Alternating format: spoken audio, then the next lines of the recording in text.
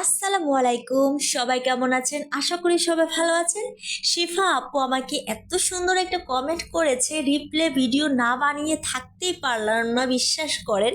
সে লিখেছেন, ওয়ালাইকুম আসসালাম প্রিয় আপু, তোমার এই জিনিসটা আমার খুবই মুগ্ধ করেছে এবং ভালো লেগেছে। কি সুন্দরভাবে কমেন্ট করলে তাকে সে কমেন্টের ভিডিও করে নামটি উল্লেখ করে দাও। সত্যি অসাধারণ তোমার এই ব্যাপারটা, খুব ভালো লেগেছে। মন থেকে দোয়া, শুভকামনা ও ভালোবাসা রইল।